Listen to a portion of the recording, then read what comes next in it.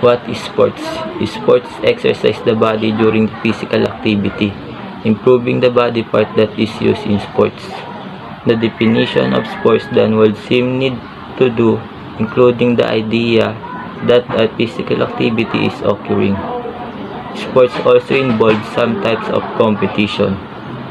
Sports deal with the struggle between individuals or teams.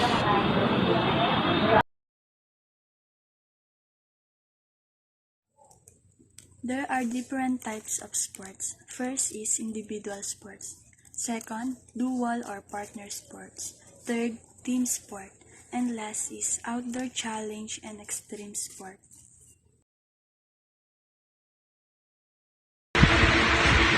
Imposter's Law is all about health benefits of sports.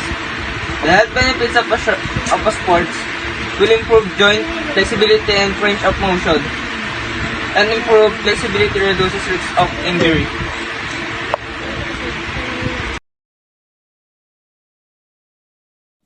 Bowling is a target sport and recreational activity in which a player rolls or throws a bowling ball toward pins or another target.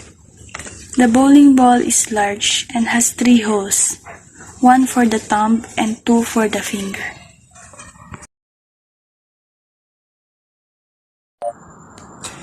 Bowling is one of the most popular leisure and sports activities in the world today, in which players throw or roll a bowling ball towards a target. Perhaps the biggest and the oldest discovery that archaeologists have made are objects found in ancient Egyptian child's tombs and that are identified as bowling equipment, such as pin, bowling balls, etc. In the 5th century AD, the game started to take the shape of bowling as we know it.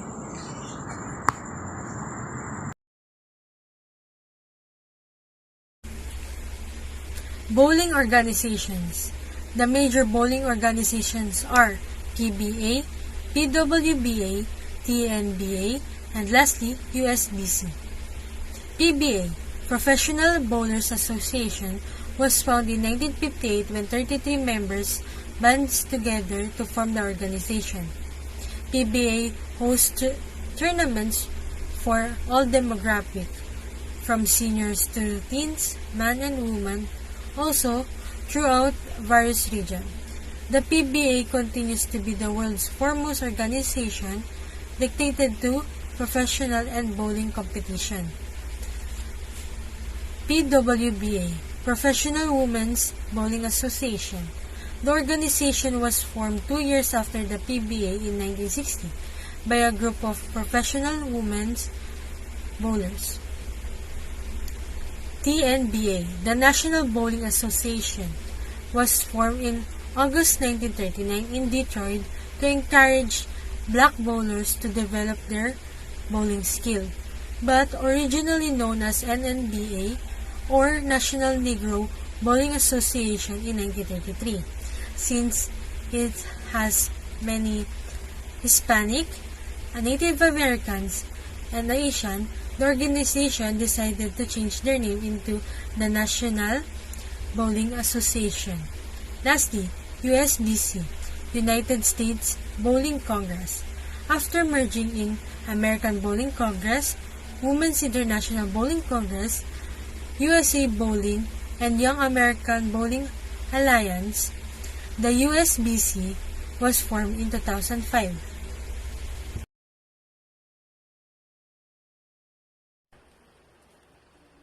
Competition.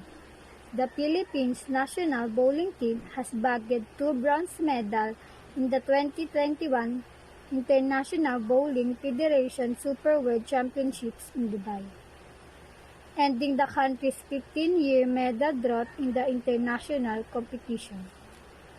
Filipino bowlers earned bronze in the both men's and women's team events, marking the country's first podium finish since the world champion Bieber won gold in 2006.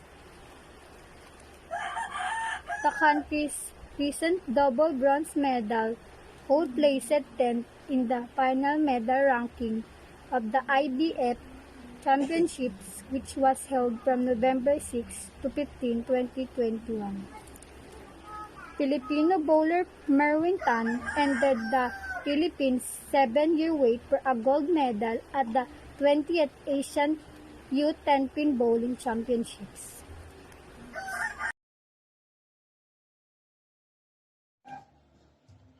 Famous bowling players in the Philippines. Number 1, Paeng Nepomuceno. Number 2, Bongko. Number 3, Dita de la Rosa. Number 4, Arian Sardenia. Number 5, Biboy Rivera. Number 6, Oliver Ongtauco. Number 7, Angelo Constantino.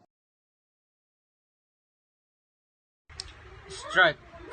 Knocking down all the pins on the first throw. Spare. Picking up spare is knocking down all remaining pins on a bowler's second throw. Double, if you get 2 strikes in a row, you've just made yourself a double. Turkey. 3 strikes in a row is a turkey. Hi, I'm Jason Ampastoral from F. Jonah, and today I am showing you the types of bowling pin. The first one is candle pin. Candle pin bowling is a variation of bowling that is played primarily in the Canadian Maritime provinces and the New England region of the United States. The second is duck pin. Duck pin bowling is a variation of the sports of bowling. The last one is 10-pin. 10-pin bowling is a type of bowling in which a bowler rolls a bowling ball down a wood or synthetic lane toward 10 spin. Positioned evenly in 4 rows in an equilateral triangle at the far end of the lane. Hi, I'm Joshua Paula Asanya from TVLHF 11 Jana. So, my topic today is types of bowling balls. Bowling balls. Plastic or polyester. This is the most common type of cover stock in bowling balls. Unretained bowling balls with urethane cover stock are extremely popular among seasoned players and reactive resin or proactive or particle. Hi, this is my continue of my topic, and my next topic is parts of bowling ball. Parts is costing anywhere from around $50 to $250 depending on its design. A modern bowling ball typically contains 3 parts. First, an inner core, second, an outer core, and last, filter core, and which a shell, and which is called the cover stock in the bowling lingo. Hi, this is me again, and this is the continue again in my topic. The topic is measurement. Measurements of bowling ball. Measurements regulation bowling balls are 8.5 inches and a diameter weight of 8 to 16 pounds. What are the different types of bowling balls? First is the 10-pin. The 10-pin bowling balls are typically 8.5 inches in diameter and contains 3 finger holes. Thank you. Hello po! For today's video, we're gonna talk about bowling. So what is bowling? Bowling is a competitive sport that challenges a player to throw a bowling ball down a lane with the intention of knocking down a set of pins.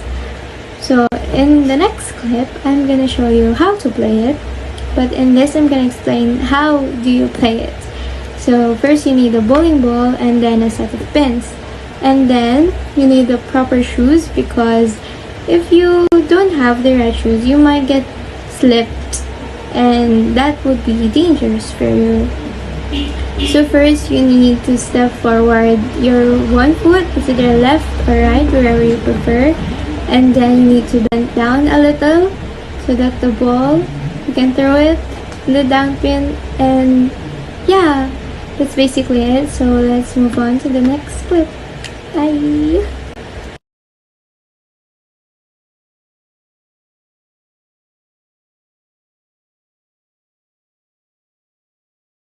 And that's how you play bowling. I hope you learned something from that video.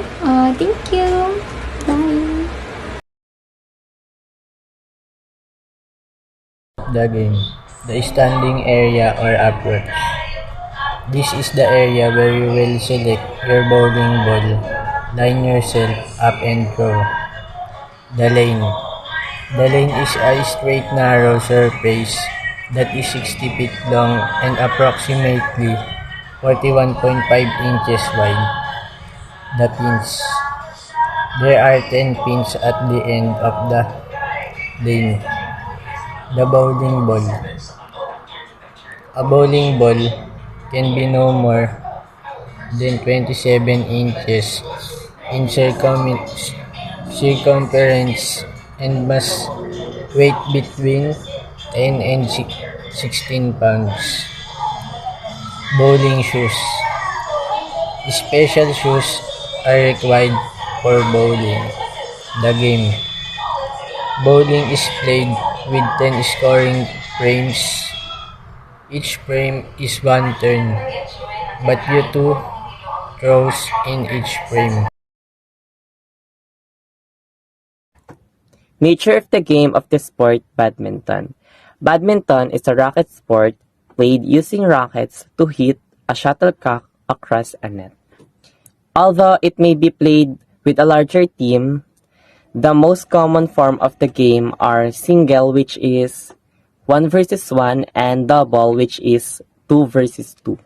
Badminton is often played as a casual outdoor activity in a yard or outside of your house or in a beach, and formal games is played indoor in courts, and the pointing system is when you smash the shuttlecock using the rackets is and then it landed on the opposite court, it will be your points. My topic is all about history of badminton sports. The game is named for badminton. The country estate of Dukes of Beaufort in Gloucestershire, England, where it was first played about 1873. The roots of sport can be traced to ancient Greece, China, and India, and it's closely related to old children game, battledore, and shuttlecock. Badminton is derived directly from Puna, which was played by British Army officers stationed in India in the 1860s.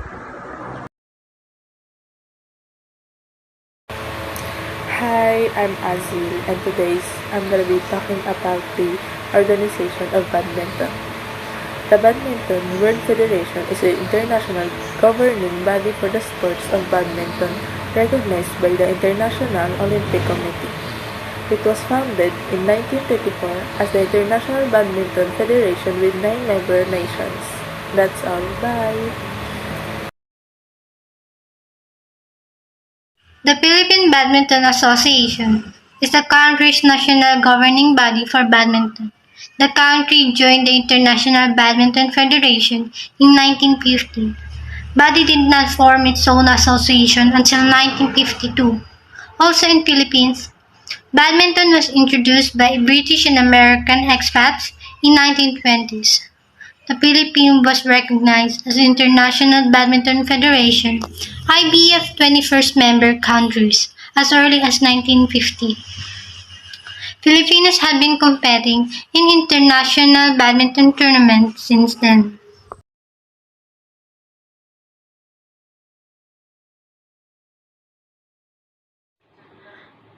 Good day everyone, let's talk about terminologies about badminton. First, court. The area of play as defined by the outer boundary lines. Second, bird, also called as shuttlecock. 3. Drive, a fast and low shot that makes a horizontal flight over the net. 4. Rally, the exchange of shots while the shuttle is in play. 5. Forecourt, the front third of the court between the net and the short service line.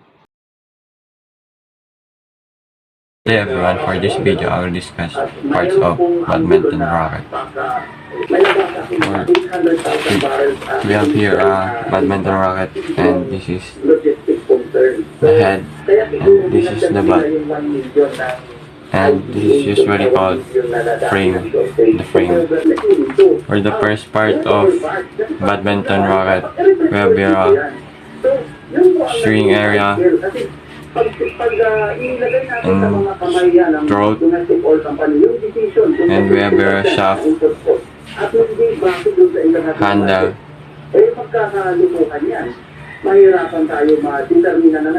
So that's for all now. See you again.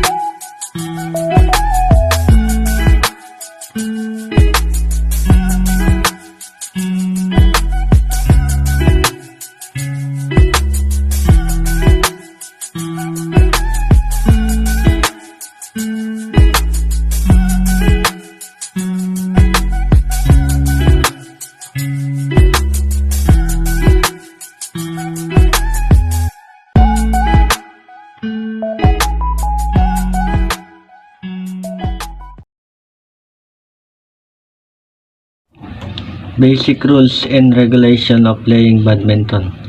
Number 1. A game 2 or 4. Badminton can be played a single or double. In a single rally, there will be 2 players playing with each other. Number 2. Left or right. You cannot randomly choose your side as you wish. This is one of the basic badminton rules which needs to be followed for any rally. Number 3. Counter weapons. Badminton is played with a stretch racket and shuttlecock. The cock is topped with feathers and have a rubber base. Number 4. The serve. The serve is the basic of any badminton play. Serve is the terms used according to badminton rules to hit the cock during the beginning of each rally. Number 5. Begin it by a toss. The basic rules and regulation of any badminton rally, either Olympics or your family play, is that the game always begins with a toss. The rules and regulations of badminton. The net trap. The net is a vital and villainous equipment in the play. If the shuttlecock hits the net or even touches the net, disqualified. The point goes to your opponent. Tame your hands and your feet. Badminton court rules: while the play is on, your feet should never touch the white line bordered around you. Your hands are your rackets. A hand touch is a foul play, which is beyond the shadow of any doubt. That's a foul play. Foul in badminton according to the basic rules of badminton. If your cock touches the ground or if you hit it twice from the same court, that's considered a foul play. So there's no replay or second chance in the game of badminton. You either lose or win. There's never a chance. Don't be bully, kid. Don't be bully while a play. You should never back or attempt your opponent while she is serving, which may ward off their concentration. Feinting the opponents or trying to bully them by any means is unpardonably offensive. Being a sportsman, you will obviously never be the bullying little kid anymore. The landing badminton rules and regulations. The shuttlecock, which is either served or hit, should land inside the service court. Any cock which flew away the white boundaries will not be counted, and yes, your opponent will definitely score.